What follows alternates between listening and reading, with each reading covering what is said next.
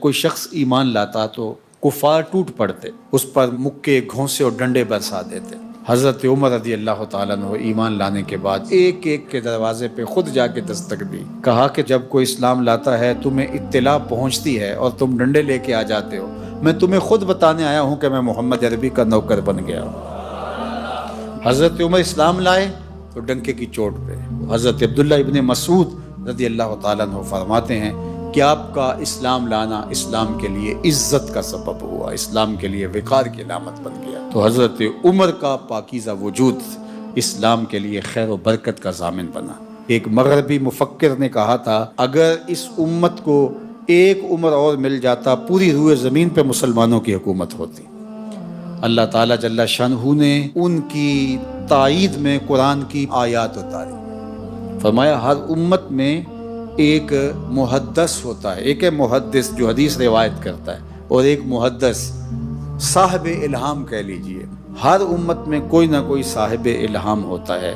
فرمایا میری امت کا صاحب الہام، میری امت کا محدث عمر ہے۔ اللہ اکبر۔ اور حق عمر کی زبان پہ اور دل پہ بولتا ہے۔ مخبر صادق نبی رحمت حضور ختمی المرتبت صلی اللہ علیہ وآلہ وسلم نے ارشاد فرمایا لو کانا بعدی نبی لکانا عمر ابن الخطاب، اگر میرے بعد کسی کے سر پہ نبوت کا تاج سجتا تو وہ عمر بن خطاب کے سر پہ سجتا۔ اللہ نے ان کو وہ صلاحیتیں عطا کر رکھی تھی، وہ شانیں نصیب کر رکھی تھی، لیکن نبوت کا دروازہ بند ہو گیا۔ اب حضور کے بعد کوئی نبی نہیں ہے، حضور آخری نبی ہے۔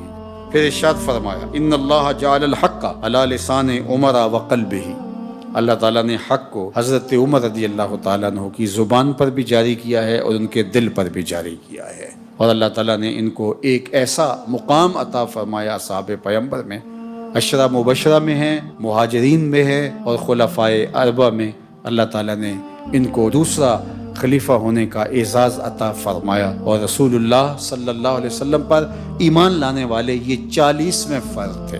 ادھر امیر حمزہ ایمان لائے، ادھر حضرت عمر رضی اللہ تعالیٰ عنہ ایمان لائے، ادھر جبریل وحی لے کے اترے، یا ایھا النبی حسبک اللہ ومن اتبعک من المؤمنین، اے محبوب آپ کے لیے اللہ کافی ہے اور یہ جو لوگ آپ کے ساتھ جڑ گئے ہیں محبوب یہ آپ کے لیے کافی ہیں۔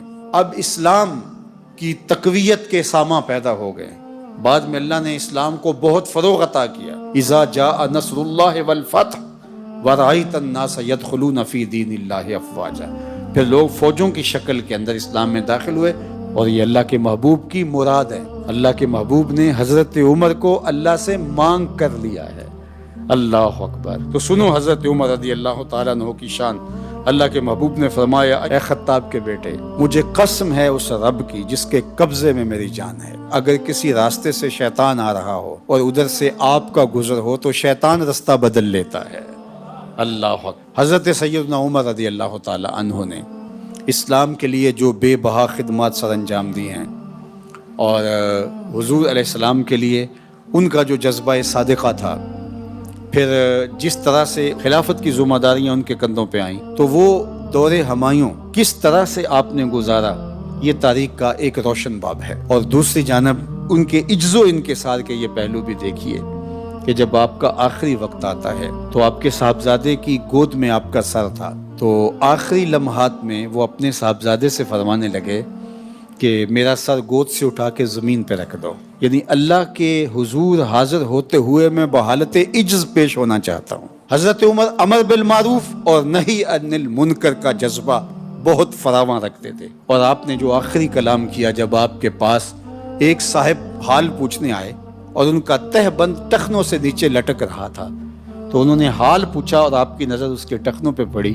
تو اس نے کہا کیا حال ہے؟ فرمایا میرا حال تو ٹھیک ہے، تمہارا ٹھیک نہیں ہے، اور کہا اس تہ بند کو اوپر کر لو، اس سے تمہارا لباس بھی گندا ہونے سے بچ جائے گا، اللہ اس کے رسول کی رضا بھی نصیب ہو جائیں گی، اور آتش دوزخ سے بچ جاؤ گے۔ تو آخری لمحے تبلیغ کے فریضے کو سر انجام کرتے ہوئے اپنی جاں آفریں کے سپرد کر دیتے ہیں، اور پھر حضرت سیدنا صدیق اکبر رضی اللہ تعالی عنہ کی طرح انہیں حضور کی قربت کے اندر جگہ نصیب ہوتی ہے۔